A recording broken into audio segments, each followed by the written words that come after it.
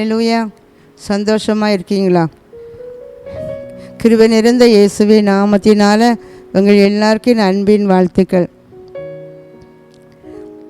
கண்களை மூடி கர்த்தர் நம்மோடு பேசும்படியாக அவருடைய வார்த்தையின் வல்லமைகளை நாம் உணர்ந்து கொள்ளும்படியாக நாம் ஜெபிப்போம். கர்த்தர் உன்னை மேன்மையாக வைப்பார், நீ கலங்காதே மகனே. கர்த்தர் உன்னை மேன்மையாக வைப்பார், நீ கலங்காதே மகளே. அன்பின் ஆண்டவரே, நீங்கள் எங்கள் கூட இருக்கிறதற்காக உமக்கு நன்றி செலுத்துகிறோமப்பா. இதுவரைக்கும் கூட உம்முடைய அன்பின் கரத்தில் எங்களை தாங்கி ஏந்தி சுமந்து போஷித்து பாதுகாத்து தப்புவித்து வந்த உம்முடைய அன்பேணி நன்றி செலுத்துகிறோமப்பா. ஆவியானவரே, இந்த வார்த்தையை ஒரு எதிர்பார்ப்போடு கூட கவலையோடு கண்ணீரோடு பலவிதமான நெருக்கமான சூழ்நிலையோடு கூட பார்க்கிறபோது அன்பு பிள்ளைகளோடு கூட இடைவிடுவீராக. உம்முடைய வசனத்தின் வல்லமைகள் வாழ்க்கையிலே கிரியை செய்யட்டுமே ஆண்டவரே. இந்த வார்த்தைகளை கேட்கும் போதே ஆண்டவரே, அவருடைய உள்ளத்துக்குள்ள ஒரு பெரிய மாற்றம் உண்டாகட்டும், அந்த இல்லத்துக்குள்ள அற்புதம் நடக்கட்டும். உம்முடைய தெய்வீக கரத்தில் ஒப்பு கொடுக்கிறேன். இயேசுவின் நாமத்தில் ஜெபிக்கிறேன் பிதாவே, ஆமேன்.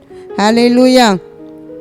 இந்த நாளிலும் கூட நம்ம தியானிக்கும்படியாக எடுத்துக்கொண்ட வேத பகுதி 1 நாளாகமும் 29ஆம் அதிகாரம் 12ஆம் வசனம். ஐஸ்வர்யமும் கனமும் உம்மாலே வருகிறது, தேவரீர் எல்லாவற்றையும் ஆளுகிறவர், உம்முடைய கரத்திலே சத்துவமும் வல்லமையும் உண்டு, எவரையும் மேன்மைப்படுத்தவும் பலப்படுத்தவும் உம்முடைய கரத்தினால் ஆகும். ஹல்லேலூயா. இந்த அருமையான இந்த வேத வார்த்தையை தாவீது ராஜா தன்னுடைய கடைசி நாளில் தன்னுடைய மகன் கையில் எல்லா பொறுப்புகளையும் கொடுப்பதற்கு முன்பதாக இவ்விதமாக அவர் சொல்கிறாரு. அதாவது தன்னுடைய வாழ்க்கையில் தேவன் செய்த சகல நன்மைகளை குறித்து சொல்கிறாரு. அவருக்கு உதவின எல்லா உதவிகளையும் பற்றி சொல்கிறாரு. சொல்லிட்டு ஆடு மேய்த்து கொண்டிருந்த என்னை அரியணையிலே அவர் ஏற்றினார். இந்த தேவனால் எவரையும் ஒரு மேன்மைப்படுத்த முடியும், கனப்படுத்தவும் முடியும் அப்படின்னு சொல்லி தன்னுடைய பிள்ளைகளுக்கு இதை விதமாக அவர் சொல்லுகிறாரு. உபாகமம் 28ஆம் அதிகாரம் 1ஆம் வசனத்தில் கூட நம்ம வாசித்து பார்க்கும்போது, கர்த்தர் இஸ்ரவேல் ஜனங்களை எண்ணிச்சுதாரம் பார்த்து, நான் பூமியில் உள்ள சகல ஜாதிகளிலும் உங்களை நான் மேன்மையாக வைப்பேன் அப்படி சொல்லி வாக்கு கொடுத்தாரு. ஏன் இந்த இஸ்ரவேல் ஜனங்கள் அதிகமாக பேர் அதிக கூட்டமாக இருக்கிறாங்க அப்படி சொல்லி ஆண்டவர் அவங்களை பார்த்து சொல்லலை. உபாகமும் 7ஆம் அதிகாரம் 7ஆம் வசனத்தில் இவ்விதமாக சொல்லப்பட்டிருக்கிறது. அவங்க திரட்சியை பார்த்து, அதாவது பெரிய கூட்டமாக இவங்க இருக்கிறாங்க அப்படி சொல்லி பார்க்கல, கொஞ்சமாக இருக்காங்க, தனியாக இருக்காங்க அப்படி சொல்லி தான் ஆண்டவர் அவர்களை என்ன செய்யாராம், தெரிந்து கொண்டார். சிறு கூட்டமாக இருக்கும்போது நான் அழைத்து என்ன செய்தாராம், இவ்விதமாக சகல ஜாதிகளிலும் இந்த பூமியில வசிக்கிற எல்லா ஜாதிகளிலும் உங்களை நான் என்னச்சுவேன், மேன்மையாக உயர்வாக வைப்பேன் அப்படின்னு ஆண்டவர் அவங்கள பார்த்து சொன்னார். அவங்க கொஞ்சம் பேர் தான், அவங்க சிறியவராக தான் இருந்தாங்க. அருமையானவர்களை, இன்றைக்கும் கூட நீங்கள் கூட உங்கள் வாழ்க்கையில் உங்கள் குடும்பத்தில் நீங்கள் சிறியவராக இருக்கலாம், உங்கள் குடும்பத்தில் நீங்கள் கொஞ்சம் பேராக நீங்கள் இருக்கலாம். எப்படிப்பட்டதாக நீங்கள் இருந்தாலும் கூட ஒரு மனிதனோடு கூட தேவ கரம் இருக்கணும் அப்படின்னு சொன்னார். அங்கே தாவீது சொன்னது போல் நம்மளை உயர்த்தவும் மேன்மைப்படுத்தவும் ஒரே ஒரு வழி என்னன்னா, தேவனுடைய கரத்தினால தான் ஆகும். அப்போ அந்த கரம் எப்போதும் நமக்கு வேணும், அந்த கரம் எப்போதும் நம்மோடு கூட என்ன செய்யணும், இருக்க வேண்டும் என்பதாக சொல்கிறாரு. அப்படிதான் இஸ்ரவேல் ஜனங்களுக்கும் கூட தேவ கரம் கூட இருந்தது என்று நம்ம பார்க்கிறோம். யாபேஸ் கூட இதை அறிந்ததுனால தான் 1 நாளாகமும் 4ஆம் அதிகாரம் 10ஆம் வசனத்தில் சொல்லப்பட்டிருக்கிறது, என்னுடைய தாய் என்ன துக்கத்தோடே நான் பெற்றேன், என் பெற்றெடுத்த தாயை இவ்விதமாக ஒரு வேதனையோடு கூட நான் உன்னை துக்கத்தோட பெற்றேன் என்று சொல்லிட்டாங்களேன்னு சொல்லி அந்த யாபேசுக்கு மிகவும் ஒரு மிகவும் வேதனைப்பட்டதுனால தான் அவர் ஆண்டவரை பார்த்து ஒரு ஜெபம் பண்ணினார். என்ன ஜெபம்? உமது கரம் என்னோடு கூட இருக்கட்டும் என்று ஜெபித்தார். உமது கரம் என்னோடு கூட இருந்துனா என் துக்கம்லாம் மறைந்து போய்விடும் அப்படின்னு சொல்லி ஆண்டவர் அந்த ஜெபத்தை கேட்டார். பாருங்க, கேட்ட அந்த குடும்பத்தில் எல்லாரை காட்டிலும், அவனுடைய சகோதரர் எல்லாரை காட்டிலும் கர்த்தர் அவரை கனப்படுத்தினார் என்று சொல்லி பார்க்கிறோம். ஹல்லேலூயா. வேத பகுதியை வாசித்து பார்க்கும்போது குடும்பத்திற்கு ஒருவராக, ஊருக்கு ஒருவராக, இவ்விதமாக கர்த்தர் நினைச்சுதாராம் வம்சத்தில் ஒருவனாக அவர் தெரிந்து கொண்டு அவர்களை அழைத்திருக்கிறார். ஏன் அழைத்தார் அப்படின்னு சொன்னால், அவங்க எல்லாரையும் கூட கனத்திற்குரிய ஒரு பாத்திரமாக, அவங்க எல்லாரும் மேன்மைக்குரிய ஒரு பாத்திரமாக அவர்களை என்ன செஞ்சிருக்கிறாராம், மாற்றி இருக்கிறார் அப்படி சொல்லி பார்க்குறோம். அவங்க அழைக்கப்பட்ட மனிதர்கள் எல்லாருமே பெரிய உயர்ந்த நிலையில் இருந்து அவரை அழைக்கவில்லை. மிகவும் ஒரு தாழ்மையான நிலைமையில் இருந்தவர்களை தான் கர்த்தர் என்னச்சாரா அவர் அழைத்தார் என்று நம்ம பார்க்கிறோம். 1 சாமுவேல் 2ஆம் அதிகாரம் 8ஆம் வசனத்தில் அன்னாள் சொல்லும் போது, அவர் சிறியவனை புழுதிலிருந்து எடுத்து அவர் எளியவனை குப்பையிலிருந்து உயர்த்துகிறார். அவர் சிறியவனை புழுதிலிருந்து எடுத்து அதே புழுதில வைக்கல, அவருக்கு எளியவனை குப்பையிலிருந்து எடுத்து அதே குப்பையில வைக்கல. எங்க கொண்டு வச்சாராம்? பிரபுக்கள் உட்காரக்கூடிய அந்த ஸ்தானத்தில் கொண்டு கர்த்தர் அவங்களை நினைச்சாராம் அவர் உயர்த்தி வைப்பார் அப்படி சொல்லி இந்த அண்ணாள் இதை ஒரு பாட்டாக நினைச்சாங்க. பாடுறத நம்ம எங்க பார்க்குறோம். இப்படி தான் யாபேசுடைய தனிப்பட்ட வாழ்க்கையிலும் கூட ஆண்டவரை பார்த்து உடைய கரை எனக்கு இருந்தால் மட்டும் போதும் ஆண்டவரே என்று ஜெபித்தார். அருமையானவர்களை, இன்றைக்கும் கூட நீங்களும் கூட இதே ஜெபந்தான் ஜெபிக்கணும்னு சொல்லி ஆவியானவர் உங்களோடு கூட இடைப்பட்டு கொண்டிருக்கிறார். ஒன்றும் வேண்டாம் ஆண்டவரே, உங்க கரம் ஆசீர்வதிக்கும், உங்க கரம் மட்டும் எனக்கு இருந்தால் போதும் அப்படி சொல்லி நீங்க என்ன செய்யணும்? ஆண்டவரை பார்த்து கேட்கணும். ஹல்லேலூயா, ஹல்லேலூயா. வேதத்தில் உள்ள பரிசுத்தவான்கள் எல்லாருமே கர்த்தருடைய கரத்தை விரும்பினார்கள் என்று நம்ம பார்க்கிறோம். எஸ்ரா 8ஆம் அதிகாரம் 21லிருந்து 23 வரை நீங்க இந்த பகுதியை வாசித்து பார்த்தீங்க அப்படி சொன்னா, எஸ்ரா இஸ்ரவேல் ஜனங்களை எருசலேமுக்கு அழைத்து கொண்டு போகும்போது ஏராளமான தங்கம் வெள்ளிகளெல்லாம் அவர் கொண்டு போனார். போகும் பிரயாணத்தில் எந்த ஒரு மனிதனுடைய உதவியும் அவர் என்ன தேடல. தன்னுடைய ஜனங்கள் எல்லாரையும் அவர் நினைச்சாரா அகாவா அப்படிங்கிற ஒரு நதி அண்டையில் எல்லாரும் கூடி இருந்து, ஆண்டவரை இன்றைக்கு உங்க கரம் எங்களோடு கூட இருக்கட்டும் அப்படின்னு சொல்லி எல்லாம் உபவாசம் போட்டு ஆண்டவரை பார்த்து ஜெபிச்சாங்க. எதுக்கு உபவாசம் போட்டாங்க? கர்த்தருடைய கரம் எங்களுக்கு இருக்கட்டும், நாங்கள் பிரயாணப்பட்டு போகிறோம், நாங்கள் நிறைய வெகுமதிகள்லாம் கொண்டு போகிறோம், ஆனால் பாதுகாக்கப்படுவதற்கு உங்கள் கரம் மட்டும் எங்களுக்கு இருந்தால் போதும் ஆண்டவரே, உங்கள் கரம் வேணும்ப்பா அப்படி சொல்லி உபவாசித்து நினைச்சதாங்க ஜெபித்ததாக பார்க்குறோம். இந்த பகுதியை நீங்கள் எல்லாம் வாசித்து பார்த்தீங்க அப்படின்னு சொன்னால், எஸ்ராவுக்கு அடிக்கடி கர்த்தருடைய கரம் அவருக்கு உதவி செய்தது அப்படி சொல்லி பார்க்குறோம். இந்த ஜெபத்தை கர்த்தர் நினைச்சாரா கேட்டார். புதிய ஏற்பாட்டில் கூட நம்ம பார்க்கும்போது அப்போஸ்தலர் 4ஆம் அதிகாரம் 27லலாம் நம்ம வாசித்து பார்த்தா, அங்கே கர்த்தருடைய சபைக்கு விரோதமாக ஒரு பெரும் எச்சரிப்பு அங்கு கொடுக்கப்படுகிறது. அதிகாரங்களை பயன்படுத்தி ஒரு பெரிய பயமுறுத்துதலை சபைக்கு நேராக சபை மக்கள் சந்தித்த போது சபையில் உள்ள எல்லாரும் ஒருமனப்பட்டு அங்கே எழுச்சுதாங்க.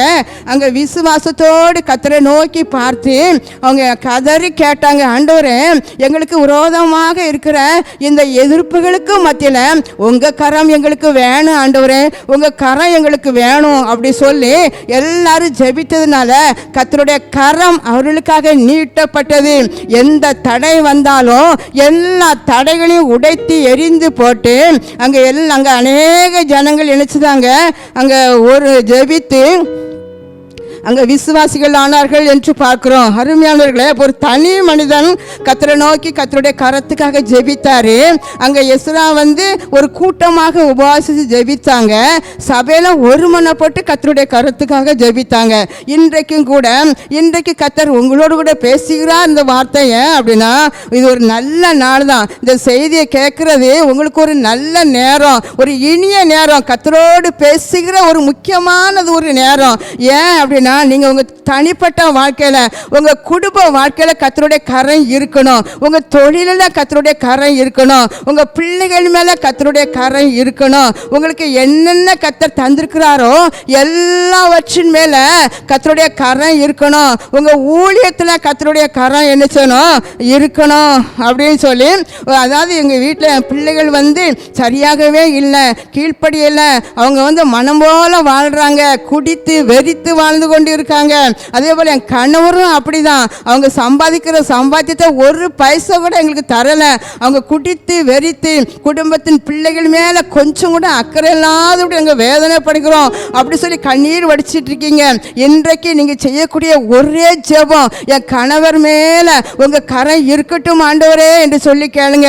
என் பிள்ளைகள் கீழ்ப்படியாத பிள்ளைகள் மேலே உங்கள் கரம் இருக்கட்டும் என்று சொல்லி கேளுங்க. கர்த்தருடைய கரம் உங்கள் மேலே இருக்கும்போது அவர் உங்களை நினைச்சுவாரா, அபரிதமாக உங்களை வழி நடத்தி ஆசீர்வதிப்பார் என்று பார்க்கிறோம். ஹல்லேலூயா, ஹல்லேலூயா. கர்த்தர் கரம் என் மேலிங்க, கடிகளவு பயம் இல்லைங்க. கர்த்தர் கரம் என் மேலங்க, கடிகளவு பயம் இல்லைங்க. பாருங்க, கர்த்தர் கரம் நம்ம கூட இருக்கும்போது கடுகளவு கூட நமக்கு என்ன செய்யாதான், பயம் இல்லை அப்படி சொல்லி நம்ம தைரியமாக என்ன செய்யணும், நம்ம பாடலாம். ஹல்லேலூயா. அப்போ தேவ கரம் ஒரு மனிதனுக்குள்ளே இருக்கும்போது அங்கே அந்த மனிதனுடைய வாழ்க்கை அற்பமான ஒரு வாழ்க்கையாக இருக்கலாம். ஆரம்பம் அற்பமாக இருக்கலாம், ஆனால் அந்த முடிவு என்ன செய்யுது, சம்பூரணமாக இருக்கும். ஹல்லேலூயா, ஹல்லேலூயா. அற்பமாய் வாழ்க்கை வாழ்ந்த மனிதர்களை, தாழ்மையாக வாழ்ந்த மனிதர், 2 மனிதர்களை கர்த்தர் எப்படி மேன்மைப்படுத்தி அவங்களை உயர்த்தினார் என்று நம்ம தியானிப்போம். அதாவது மனிதனால் உலகம் மேன்மைப்படுத்த முடியாதவர்களை மேன்மைப்படுத்துவதற்கு எந்த வழியும் இல்லை. அப்படிப்பட்டவர்களை கர்த்தரால் மேன்மைப்படுத்த முடியும் அப்படின்னு சொல்லி நம்ம 2 பேரை நம்ம தியானிப்போம். ஹல்லேலூயா. யோசுவா 3ஆம் அதிகாரம் 7ஆம் வசனம். இங்கே நம்ம யோசுவாவை நோக்கி, நான் மோசேயோடு இருந்தது போல உன்னோடும் இருக்கிறேன் என்பதை இஸ்ரவேல் எல்லாரும் அறியும்படிக்கு இன்று அவர்கள் கண்களுக்கு முன்பாக உன்னை நான் மேன்மைப்படுத்துவேன் அப்படின்னு ஆண்டவர் சொன்னார். சொன்னது மட்டும் இல்லை, யோசுவா 4ஆம் அதிகாரம் 17 அந்நாளிலே கர்த்தர் யோசுவாவை சகல இஸ்ரவேலின் கண்களுக்கு முன்பாக மேன்மைப்படுத்தினார். ஹல்லேலூயா. எதுக்கு மேன்மைப்படுத்தினார்? அங்கே இஸ்ரவேல் ஜனங்களை மோசே 40 ஆண்டு காலமாக எண்ணிச்சுதாராம். அவர் வழி நடத்தி வந்தார். எகிப்தின் அடிமைத்தனத்தில் இருந்து அந்த மக்களை அவர் எண்ணிச்சுதாராம். அவர் அங்கே வனாந்திரத்தில் 40 ஆண்டுகள் வழி நடத்தி வந்தார். ஆனால் அந்த மோசைக்கு பல லட்சம் மக்கள் எண்ணிச்சுதாங்க பயப்படுவாங்க, கீழ்ப்படிவாங்க அப்படி சொல்லி பார்க்குறேன். ஏன் அப்படின்னா, இந்த மோசையோடு கர்த்தர் இருந்தார். அப்படி இருந்ததுனால தான் பெரிய பெரிய காரியங்களை, அற்புதங்களை செய்ததெல்லாம் ஜனங்கள் கண்ணால் பார்த்ததுனால அந்த மோசைக்கு எல்லாரும் பயப்பட்டாங்க. ஆனால் இப்போ இந்த மோசையின் காலம் முடியும். அந்த ஊழியம் முடிகிற காலத்தில் இந்த மோசையினுடைய இந்த பொறுப்பை யார் கையில் கொடுக்கணும் அப்படி சொல்லும்போது, யார் கையில் கர்த்தர் கொடுத்தார் அப்படி சொன்னால், மோசேக்கு வேலைக்காரனாக இருந்த நூனின் குமாரனாகிய யோசுவாவை தான் கர்த்தர் என்னச்சாராம் தெரிந்தெடுத்தார். இந்த மோசே எப்படிப்பட்டவர் அப்படி சொன்னால், மோசே அரண்மனையில் வாழ்ந்த ஒரு மனிதர், எல்லா கலைகளையும் கற்று தேர்ந்த ஒரு மனிதன். ஆனால் அந்த அப்படிப்பட்ட மனிதனுக்கு உள்ள பொறுப்பை கொடுப்பதற்கு ஆண்டவர் யாரை தெரிந்தெடுத்தார் அப்படி சொன்னால், ஒரு சாதாரண ஒரு வேலைக்காரன், படிப்பறிவில்லாத ஒரு மனிதன் யோசுவாவை தான் கர்த்தர் நினைச்சாராம். அவரை தெரிந்தெடுத்தார். ஹல்லேலூயா. ஆனால் ஆண்டவர் அதான் பலப்படுத்துகிறார். ஏன்னா இவருக்கு எந்த அறிவும் கிடையாது, படிப்பறிவு இல்லாத கிடையாது, தைரியம் எதுவுமே கிடையாது. அந்த பணியை தொடர்றதுக்கு ஆண்டவர் அவரை அடிக்கடி அந்த யோசுவாவை பார்த்து சொல்கிறாரு, நீ பலங்கொண்டு திடமனதாயிரு, நான் உன்னை மேன்மைப்படுத்துவேன் அப்படின்னு சொல்லி. ஏன் ஜனங்கள் மோசைக்கு பயந்தாங்க அப்படின்னு சொன்னால், இதுதான் ஆண்டவர் செய்த அற்புதத்தெல்லாம் பார்த்து பார்த்து இந்த மோசையை ஆண்டவர் மேன்மைப்படுத்தி கொண்டே இருந்தார். அந்த மேன்மைப்படுத்ததை பார்த்து ஜனங்கள் பயந்தாங்க. அதே போல் நான் உனக்கு எண்ணிச்சுவேன், நான் உன் கூட இருக்கிறத ஜனங்கள் எண்ணிச்சுவாங்க, கண்டுகொள்ளுவாங்க. ஜனங்களுக்கு முன்பாக நான் உன்னை என்னச்சுவேன், மேன்மைப்படுத்துவேன் அப்படி சொன்னார். யோசுவாவுக்கு என்னச்சில படிப்பறிவு இல்லை, திறமை இல்லை, எந்த அறிவும் இல்லை. ஆனால் தேவனுடைய அப்படிப்பட்ட ஒரு மனுஷர் தான் மோசே. அடிக்கடி தேவனுடைய பருவத்துக்கு காத்திருக்க போகும்போதெல்லாம் அந்த கூடாரத்தை காக்கிற ஒரு மனுஷன் தான். அதாவது ஒரு எடுபடி வேலை செய்கிற ஒரு சாதாரண ஒரு யோசுவாவை தான் கர்த்தர் நினைச்சாருங்க, தெரிந்தெடுத்தாரு. அந்த பாளையத்தில் எத்தனையோ பேர் இருந்தாங்க, 100க்கு அதிபதி இருந்தாங்க, 1000க்கு அதிபதிகள்லாம் இருந்தாங்க. ஆனால் எல்லாரை காட்டிலும் கர்த்தர் யோசுவாவை தான் நினைச்சாராம், கனப்படுத்தி உயர்த்தி வைத்தார். ஹல்லேலூயா. அருமையானவர்களே, உங்கள் வாழ்க்கையிலும் கூட இவ்விதமாக நீங்கள் ஒரு சாதாரண ஒரு கூலி வேலை செய்யலாம். அது ஒரு சின்ன வேலை செய்து கொஞ்சம் வருமானம் எடுத்துக்கொண்டு இருக்கலாம். நான் என் வாழ்க்கையில் எப்படி தான் நான் மற்றவர்களுக்கு ஒரு கனமான வாழ்க்கையை வாழ முடியுமா, நான் உயர்வேணும் அப்படின்னு சொல்ல நீங்கள் நினச்சி கலங்கிங்க. ஆனால் அப்படிப்பட்ட நீங்கள் நினைக்கிற உங்களை பார்த்து ஆண்டவர் சொல்கிறாரு, இந்த எடுபடி வேலைச்சதை யோசுவாவை அத்தனை ஜனங்களும் பயப்படும்படியாக எல்லா பல லட்சம் மக்களுக்கு கண்களுக்கு முன்பதாக நான் கனப்படுத்துனது போல நான் உங்களை கனப்படுத்துவேன். யோசுவா எப்படி கனப்படுத்தினானோ அதே வல்லமை தான் இன்றைக்கும் குறைந்து போகவில்லை. ஹல்லேலூயா. கரந்தட்டி நன்றி சொல்லுவோமா. யோசுவாவின் வாழ்க்கையின் ஆரம்பம் எப்படி இருந்ததுன்னா, யோசுவா 1ஆம் அதிகாரம் 1ஆம் வசனத்தில் சொல்லப்பட்டதுன்படி மோசையின் ஊழியக்காரனாக நூனின் குமாரனாக யோசுவா இருந்தார். ஆனால் அவனுடைய வாழ்க்கை முடியும் போது எப்படி இருந்தார்னா, யோசுவா 24-29 கர்த்தருடைய ஊழியக்காரன் என்கிற பெயரில் தான் அவருக்கு வாழ்க்கை முடிந்தது. ஹல்லேலூயா. ஆரம்பம் அற்பமாக இருந்தாலும் கூட அது முடிவு சம்பூரணமாக இருக்கும். நீங்கள் கூட உங்கள் வாழ்க்கையில் குடும்பத்தில் நீங்கள் என்ன செய்யலாம், ஆரம்பமான அசட்டையாக மற்றவங்க நினைக்கலாம், ஊழியத்தை அசட்டையாக நினைக்கலாம், ஒவ்வொரு தொழிலும் உங்களை அசட்டையாக நினைக்கலாம், உங்கள் பிள்ளைகளுடைய வாழ்க்கையை அசட்டையாக நினைக்கலாம். ஆனால் இன்றைக்கு கர்த்தருடைய ஆவியானவர் உங்களை பார்த்து சொல்றாரு, ஆரம்பம் அசட்டையாக இருந்தாலும் அது முடிவு சம்பூரணமாக இருக்கும். ஹல்லேலூயா. ஹல்லேலூயா. ஆரம்பம் அற்பமானாலும் முடிவு சம்பூரணமா, ஆரம்பம் அற்பமானாலும் முடிவு சம்பூரணமாம், குறைகள் நிறைவாகட்டும், எல்லா குறைகள் நிறைவாகட்டும், வறட்சி செழிப்பாகட்டும், எந்த வறட்சி செழிப்பாகட்டும். பாருங்க, ஆரம்பம் அற்பமாக இருந்தாலும் கூட அது முடிவை சம்பூரணமாய் மாற்றுகிற கர்த்தர். ஒரு மனிதருக்குள்ள தேவ கரம் இருக்கும்போது ஆரம்பம் அற்பமாக இருந்தால் நீங்கள் பயப்படுறதுக்கு ஒன்றுமே இல்லை. கர்த்தருடைய கரம் எனக்கு இருக்கிறது, அது மட்டும்தான் நம்ம பார்த்து கொள்ள வேண்டும். ரெண்டாவது பாருங்க, அங்கே இந்த 2 ராஜாக்கள் 3ஆம் அதிகாரம் 11 இன்னொரு சம்பவம் எழுதப்பட்டிருக்கிறது. அங்கே யூதாவின் ராஜாவும் இஸ்ரவேலின் ராஜாவும் ஏதோமின் ராஜா மோவாவிய ராஜா மேலே நினச்சிதாங்க யுத்தம் பண்ணி போயிட்டு இருக்காங்க. அவங்க 7 நாள் பிரயாணப்பட்டு போகும்போது ஏதோ வனாந்திரத்துலலாம் குடிப்பதற்கு தண்ணி இல்லாமல் கலங்கி கொண்டு பயந்து கொண்டு இருந்தாங்க. 7 நாள் அந்த மிருகங்களுக்கும் ஜனங்களுக்கும் அங்கே தண்ணி இல்லை. இப்படிப்பட்ட ஒரு சூழ்நிலையில் தான் யோசபாத்து ராஜா கேட்குறாரு, கர்த்தருடைய தீர்க்கதரிசி ஒருவர் இங்கே இல்லையா, அவங்ககிட்ட போய் நமக்கு தண்ணி கிடைக்குமா கிடைக்காதா அப்படி சொல்லி கேட்கலாமே. அப்படி சொல்லி கேட்கும்போது தான் அந்த இஸ்ரவேல் ராஜாவின் ஊழியக்காரர் ஒருவர் சொல்கிறாரு, இங்கே ஒருத்தர் உண்டு, அவர் யாருன்னா எலியாவின் கைகளுக்கு தண்ணீர் வார்த்த ஒரு மனிதன் உண்டு அப்படின்னு சொல்கிறாரு. பாருங்க, ஒரு கேவலமாக, அதாவது இங்கே ஒரு எலிசா தீர்க்கதரிசி இருக்கிறார் அப்படி சொல்லக்கு இல்லை, எலியாவின் இப்போ எலியாவே இல்லை இப்போதைக்கு. அப்போ இப்போ என்ன சொல்லியிருக்கணும், எலிசா தீர்க்கதரிசி இருக்கிறாரு அப்படி சொல்லியிருக்கணும். ஆனால் அந்த எலியாவுக்கு கைகளுக்கு தண்ணீர் வார்த்த அப்படி சொல்லி அற்பமாக கேவலமாக அதை அடையாளப்படுத்தி நினைச்சாரா அவர் சொன்னார். அப்போது இந்த எலிசாவின் வாழ்க்கையின் ஆரம்பம் இப்படி தான் இருந்துச்சு.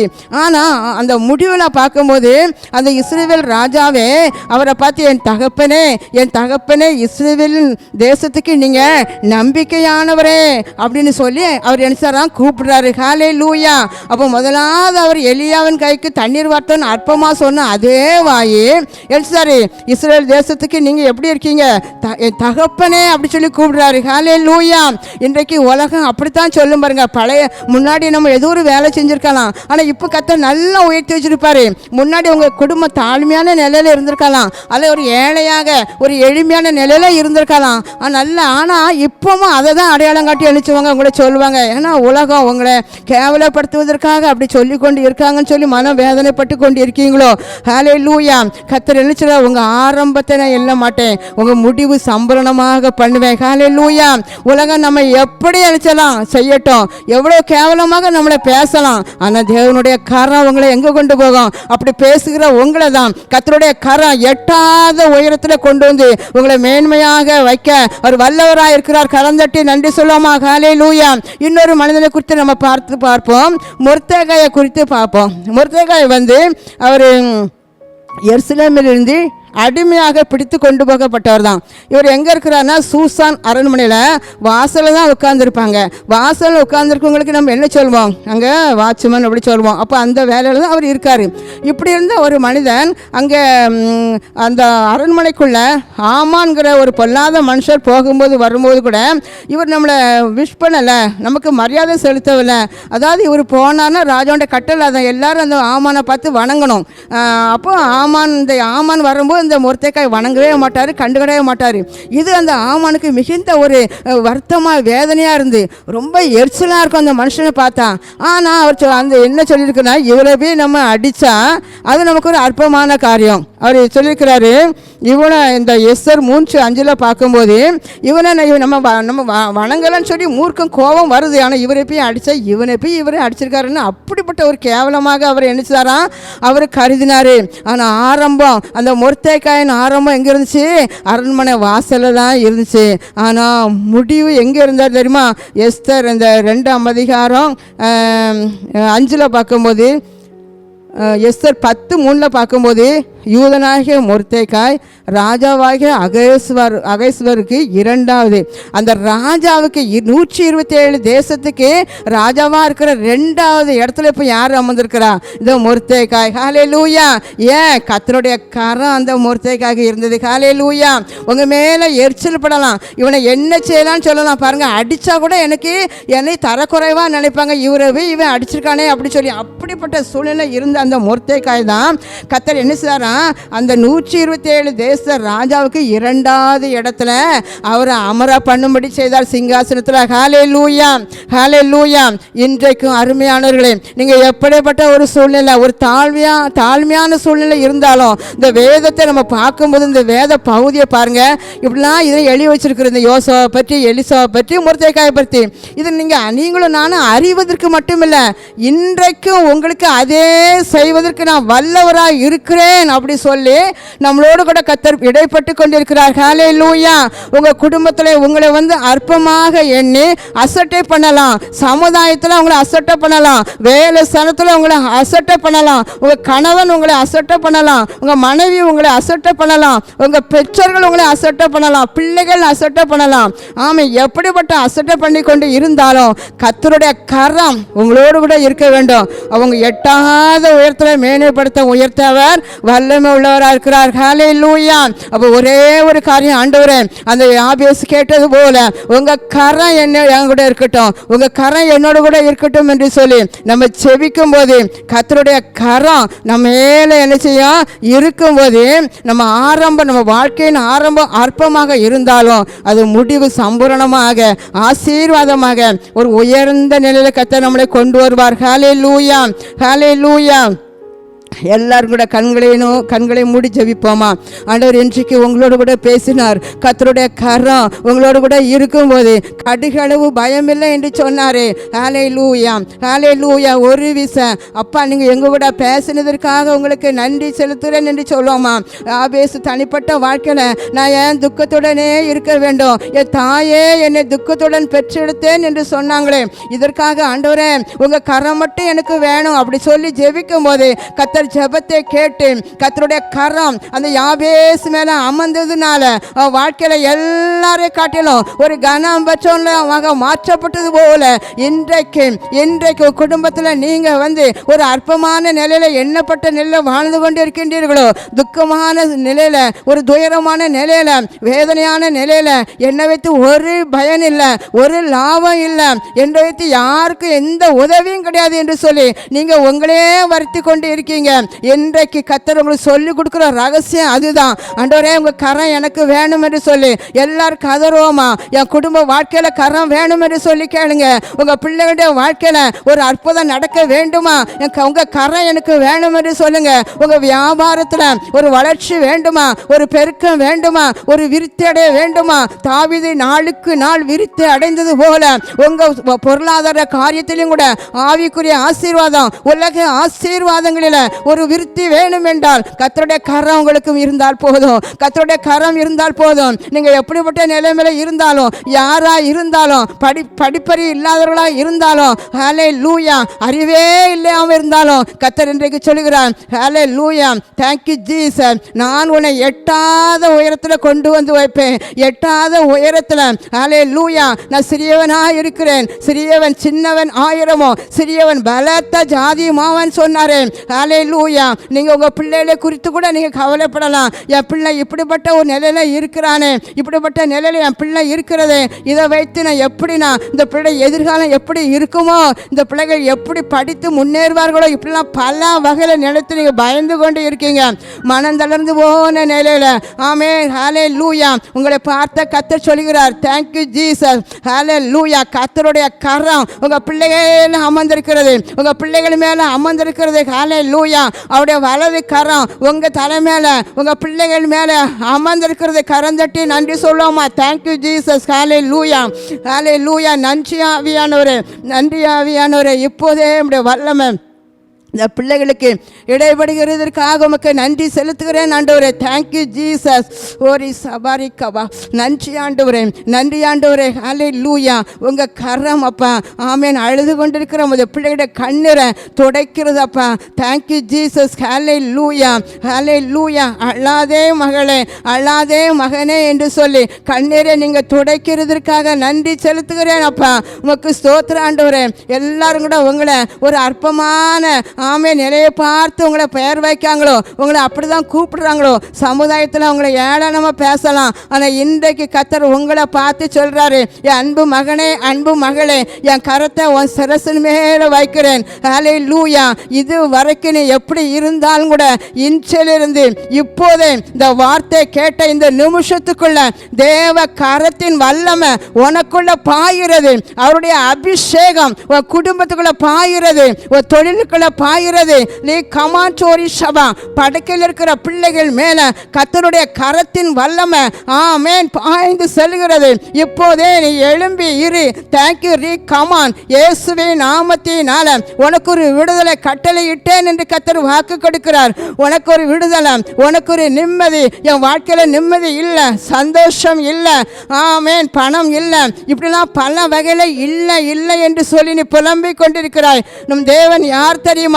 இல்லாதவைகளை இருக்கிறது போல மாற்றுகிறவர். அவருடைய கரம் இல்லாத இடத்துல இருக்கிறவர்களாக பெருக பண்ணுகிற கர்த்தருடைய கரம் உன் சிரசின் மேல் அமர்ந்திருக்கிறது. Thank you Jesus.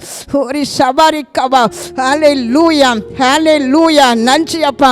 ஆவியானவரே, உமது அன்பு பிள்ளைகள் வேதனையோடு கண்ணீரோடு இதை பார்த்து கொண்டு இருக்கிற இந்த சூழ்நிலையில உங்க வல்லம் அந்த பிள்ளைகள் மேல கடந்து போனதற்காக நன்றி அப்பா. ஒவ்வொரு பிள்ளை உள்ளத்துக்குள்ள இருக்கிற வேதனைகளை நீ பார்த்து, ஆமென், கரத்தை பிடித்து, ஆமென், தூக்கி விடுகிறதற்காக உமக்கு நன்றி ஆண்டவரே. ஹல்லேலூயா, தேங்க்யூ ஜீசஸ். நன்றி அப்பா, நன்றி ஆண்டவரே. கரத்தின் வல்லமையை ஒவ்வொரு பிள்ளைகளுக்கு மேல நீ ஆமென் கொடுத்ததற்காக நன்றி. ஒவ்வொரு குடும்பத்துக்குள்ள தேவ வல்லமை இறங்கினதற்காக உமக்கு நன்றி செலுத்துகிறேன் அப்பா. ஹல்லேலூயா. எல்லா பிள்ளைகளையும், சிறிய பிள்ளைகள் முதல் பெரியவர், வாலிப பிள்ளைகள், முதியவர்கள் எல்லாரையும் கூட உடைய தூய கரத்தில் அர்ப்பணிக்கிறேன். எல்லார் மேலும் உடைய கரம் அமரட்டும். நம்முடைய கரத்தின் வல்லமைகளை எங்கள் பிள்ளைகள் இந்த வாரம் உணரப்போகிறதற்காக நன்றி ஏசப்பா. கொடுத்ததற்காக நன்றி. துதி, கனம், மகிமை எல்லாவற்றையும் உங்களுக்கே செலுத்துகிறேன். மீட்பர் இயேசுவின் மூலம் ஜெபிக்கின்ற நல்ல பிதாவே, ஆமென். ஹல்லேலூயா. God bless you.